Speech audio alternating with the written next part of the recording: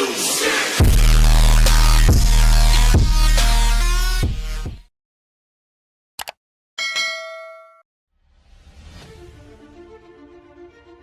ada pilihan pemenang karya arsitektural istana negara di calon ibu kota baru diumumkan, saya ilfil. Maaf ya, asli saya hilang feeling. Ilfil bukan pematung atau perupa yang karyanya luar biasa tersebut yang membuat saya ilfil, namun lebih karena keilmuan arsitektural ruang, bangunan tata kota yang bablas nggak berkarakter itu yang saya lebih melihatnya tidak keren. Mungkin ilmu saya rendah, jauh lebih rendah dari si pemilih yang memenangkan karya perupa legendaris tersebut. Tapi dalam hati saya berkata, toh nanti kalau New Mind menjabat, ibu kota baru nggak akan jadi kenyataan dan pindah ke Penajam tersebut.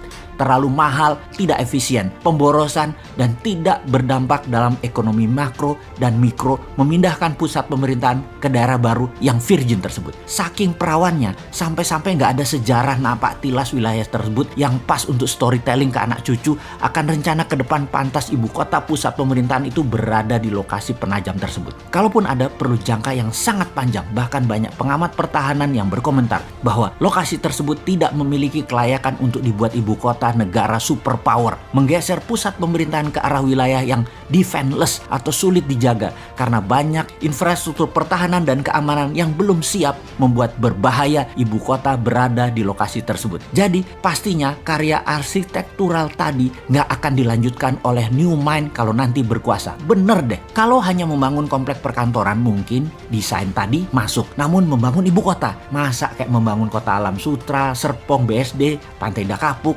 gitu sih modelnya. Membangun pusat pemerintahan itu membangun Wakandanya Black Panther. Sekali lagi, Black Panther ya, bukan Blackpink. Bener deh, kalau New Mind pusat pemerintahan tetap di utara Jakarta, bekas tanah reklamasi. Sekalian buat benteng laut utara Jakarta. 5.000 hektar itu New Wakanda. Full teknologi, full digital, paperless, kontrol satelit, telekomunikasi jalur baru, e-rupiah, digital aset, dan banyak lagi ke depannya yang dunia pemerintahan butuhkan. The real e-government. Masa membangun ibu kota di abad 21 kayak membangun properti perumahan gitu sih? Hanya casing doang.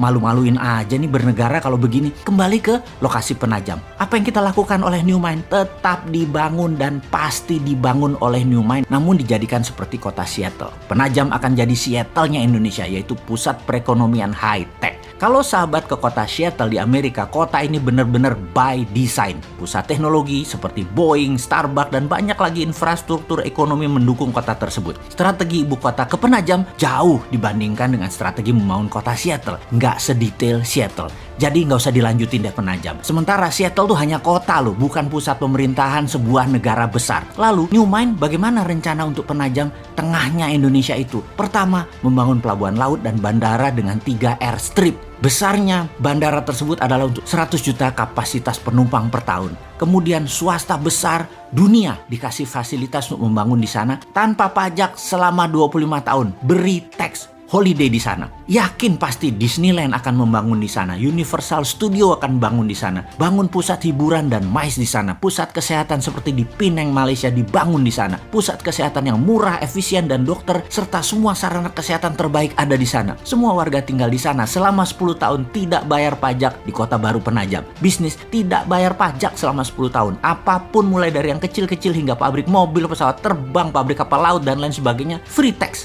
Berlaku e-rupiah di Penajam dan pendanaan lewat SWF e-rupiah printing money di Penajam. 2.000 triliun dibanjiri di Penajam dengan e-rupiah setiap tahunnya selama 15 tahun ke depan. Yakin pasti 2 juta populasi akan pindah dalam 5 tahun ini dan 10 juta populasi akan ada di 25 tahun dari sekarang. Indonesia di tahun 2045, Penajam adalah darlingnya Indonesia. Kemudian pusat pemerintahan di Pulau Reklamasi yang sekaligus membangun Great Giant Wall, dam laut untuk menahan banjir Jakarta serta pertahanan laut utara pusat pemerintahan tersebut. Di sana adalah e-government pertama di dunia dan e-rupiah pendanaannya. Aduh, jadi kangen masa depan. 2024 kok masih jauh ya.